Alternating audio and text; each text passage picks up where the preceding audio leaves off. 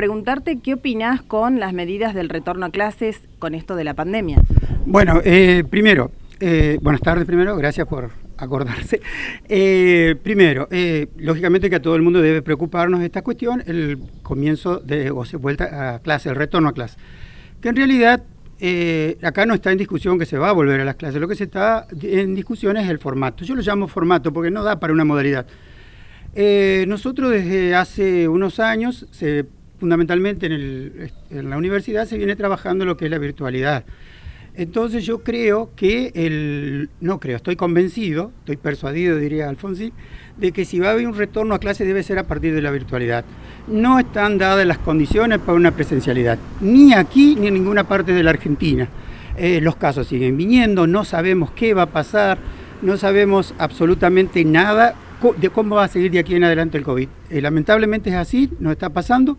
Gracias a Dios hay señales alentadoras, como son el número de vacunados. Ya tenemos el 50% más de vacunados que los activos que tenemos en este momento en el país. Tenemos más o menos un 14, un 15% de todos los casos de COVID que hubo.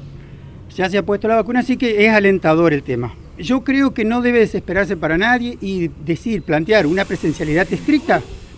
Yo uso una palabra que muy futbolera. Es una pisada para la gilada. Para que aplauda la gilada, un toquecito, una pisada, un caño en el medio, en la mitad de la cancha, que no sirve para nada. Acá se debe volver por la virtualidad y gradualmente yendo a la presencialidad. Esto es así. Lo que sucede es que por ahí el gobierno nacional, que es el que alienta en alguna manera esto, o por lo menos la parte que tiene que ver con el peronismo, ya que Kicillof más o menos alienta esto, por ahí no se anima a jugarse porque quedaría en evidencia un problema muy lastimoso, muy lamentable, que tiene que ver con la educación, que de años venimos reclamando a los docentes, que es la falta de cobertura de conectividad. No hay conectividad, no están las máquinas. Se había hecho un trabajo muy bueno en el anterior gobierno, lamentablemente el gobierno de Macri lo discontinuó, y bueno, ahí quedaría en evidencia eso. Otra cuestión, también yo creo que ya deben estar trabajando, seguramente, yo estoy alejado totalmente, que esto es una gran posibilidad también para cambiar no todo el sistema educativo, porque no es un cambio de un día para el otro, sino, vuelvo a repetir, gradualmente, que es terminar con la gradualidad, con la escuela graduada de primero, segundo, tercero, porque se dan las ridiculeces que me ha pasado a mí, que un pibe o ingeniero iba a rendir lengua de primer año en sexto, por ejemplo. Entonces hay otras experiencias. Argentina ya tiene experiencia de 50 más años que es la escuela graduada, donde no hay ciclada o graduada, que serían diferentes, pero más o menos para que se entienda. No necesariamente vos tenés que aprobar el primer grado para poder pasar al segundo grado, no a la repitencia. Todas esas cosas quedan en el debate ahora. Por eso es que mucha gente no quiere tratar esto, entonces están trabajando sobre la mentalidad del padre, que lamentablemente los padres burgueses de clase media, los que la remamos, creemos que la presencialidad de clase, lo más importante es el primer día de clase, los actos patrios, en la recepción, la colación. La pauta está dada, se hicieron colación y los casos, se diga o no se diga, en Crespo estallar, lamentablemente. O por lo menos hubo un incremento que no era lo que venía pasando. Entonces yo creo que estamos ante una gran oportunidad para discutir nuevamente la educación. Yo me voy a morir, quédense tranquilos, a ver, esto en 7, 8, 10 años, 15, lo que me toque vivir, y creo que no va a estar resuelto el problema, pero sí es la posibilidad de empezar a discutir un nuevo cambio, mirarlo con nuevos paradigmas. Yo decía lo de la escuela graduada. En Santa Fe, y te vuelvo a repetir, hay experiencia de 50 años. Yo no tengo en este momento el número de escuela, pero basta poner en el navegador de internet y ahí aparecen las experiencias que hay. En 2008, yo recuerdo que cuando yo estaba como supervisor, habíamos tenido una reunión en Buenos Aires de supervisores y ya nos contaban las experiencias gentes de Santa Fe, creo que en Córdoba, y no quiero mentir, pero me parece que hasta en Santiago del Estero hay una, que son experiencias que han ido progresando y se han mantenido en el tiempo. Lo que pasa es que es muy difícil generalizarlo. Hay otras cuestiones, por ejemplo, que también dar para conversar, que son los complejos educativos. Fíjate vos que se van creando escuelas nuevas y el edificio siempre va corriendo de atrás. Entonces se crea una nueva escuela y esa escuela va a amontonarse en otra escuela. Entonces está la directora que es la dueña primaria del edificio, entonces el otro Entonces, complejos educativos. Y después un tema que se está trabajando y de hecho existe, que son las redes de instituciones. Es decir, que las instituciones trabajen en redes. Es largo de explicar. Esto si alguna vez hablan con Marcela Mangione, ella lo podría explicar mucho mejor que yo. Cuando hablo estoy pensando más en secundaria que en primaria, pero vale para todos los niveles. Y una palabra fundamental en la educación que es continuo. La educación en el país y en América y en gran parte del mundo tiene que ser un continuo. Es decir, por más que haya distintos niveles que son solamente a los fines estadísticos, si se me permite el término administrativo, tal vez hoy hago una simplificación, pero quiero que se me entienda, tenemos el nivel primario, el nivel secundario, y que salió del jardín y no le enseñó a leer la maestra. Y viene la primaria y te dice, no, pero ¿cómo no aprendió a leer el nene? Y va a la secundaria y nosotros decimos, pero ¿qué aprendiste vos en la primaria? Y llega a la universidad lo mismo. La educación debe ser un continuo.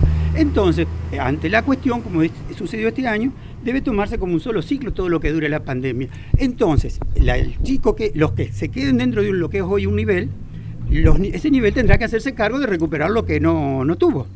Y el que cambie de nivel, el nivel siguiente debe considerar este momento de la pandemia. Incluso hasta esto involucra también a las industrias, a lo privado. Un ingeniero que salga hoy y si no está tan bien formado por la situación de virtualidad, etcétera, etcétera, etcétera, es una responsabilidad social de la industria capacitarlo para lo que ella lo necesita. Entonces, estamos ante una situación especial, estamos en una situación donde está en juego la vida, donde está en juego la salud de la gente, entonces no podemos arriesgarnos. Vos imaginate, ustedes ven los docentes yendo a dedo, entonces, ¿qué aislamiento podemos sostener donde un docente para poder ir a cumplir la presencialidad se va a tener que subir a cualquier parte? Se va a tener que subir en cualquier auto que lo lleve, que no sabe en qué condición. Fíjate vos, yo en este momento estoy hablando sin barbijo con vos y me estoy tratando de mantener lejos, porque lo hablamos previamente, porque si no se me ponía difícil. Pero vos imaginate un docente que cumpla eso. Entonces, ese docente, por ejemplo, acá en mi casa somos Marcela, Ciro y yo. Marcela que tenga que ir a viajar sin vacunarse. Es decir, yo soy de riesgo. Entonces, ¿qué me está no asegurando, porque esto no te asegura nadie, pero qué posibilidades me está dando de que no traiga donde van 30 chicos? Es decir, nosotros sabemos, hemos trabajado con chicos, les pasó a los países más desarrollados. Pensaron que si volvían los más chicos, que como son los más chicos no tienen ese roce que tiene el adolescente. No, los más chicos no tienen ese roce, pero tampoco pueden llegar a cumplir estrictamente por eso, porque son chicos. Si bien son los que más rápido se concientizan, los más chiquitos, que ellos saben, vos por ejemplo, Ciro, acá el nene del vecinito de él, todos saben que el barbijo, etcétera, etcétera, por ahí un viejo no lo aceptamos tan fácil. Pero, digamos, no tienen esa posibilidad de mantener estrictamente, por más que se haga por separado, porque vos decís, bueno, voy a llevar 5 al otro día, pero ese maestro va a estar yendo todos los días, y si tiene que viajar, si tiene que interactuar en otros lados. Entonces, en resumidas cuentas, yo creo que tiene que comenzar las clases, sí, en tiempo y forma, pero vamos a empezar como se terminaron, y gradualmente vamos a ir asegurando las condiciones, porque yo lo ponía el otro día en un posteo. A ver, el año pasado, en marzo, a este mismo tiempo, ACMER estaba reclamando que las partidas para la bandina no alcanzaban. Imagínate vos ahora, hoy ya no basta con la bandina y limpiar los tanques. Hoy necesita gente, hay escuelas, hasta 2014 que yo conocí, ahora creo que la tiene, Merú no tenía la primaria de Merú, las 3 escuelas de Merú, ni la primaria, ni la secundaria, ni la otra que está afuera en otro edificio, no tenían ordenanzas. En las escuelas, cualquier directora te va a decir que se le enferma una ordenanza y se le recontracomplica. Entonces, todo eso requiere un nuevo pensamiento del ordenamiento educativo. Y eso está bien, yo no puedo decir que no, porque repito, yo no estoy trabajando, no sé, tal vez el Estado lo está estudiando, pero no lo puede garantizar, lamentablemente. Te digo, mirando a la cámara, mucho más de los jardines, de las guarderías maternales privadas, porque por ahí los centros comunitarios, los nidos, otros jardines privados también tienen espacio, pero hay guarderías maternales, no es guardería la palabra, jardines maternales me retan después cuando digo guardería porque al chico no se lo guarda, que realmente no tienen espacio. Lo vivimos nosotros lo vivimos, nosotros tuvimos un chico enfermo desde marzo hasta mayo que lo sacamos, se terminó la enfermedad. Entonces, si eso no se puede asegurar, vos imaginate en una situación de pandemia, me parece una barbaridad. Es muy personal lo que digo, pero creo que hay gente que piensa muy parecido. Bueno. Bueno, de todas maneras el mundo debe seguir y se dice que tenemos que acostumbrarnos a convivir con esto que no tiene pensado irse. No, lógicamente esto, la vacuna ayuda, pero tenemos que seguir con con todos los hábitos saludables, lavarse las manos. Yo nunca me lavaba las manos, te digo, era terminar, ir a comer, decir, mala mía, como diríamos, pero lógico, pero también hay que asegurar las condiciones mínimas indispensables. Repito, las escuelas son una fuente de transmisión de las enfermedades que vos quieras, en cuanto a alergias, en cuanto a contagios, que por ahí en otros lugares, por la misma dinámica de la situación no se da. Por ejemplo, alguien que haga deporte, unos chicos que juegan al fútbol, son 22 tipos, pero vos imaginate en una escuela, no son 22 personas interactuando.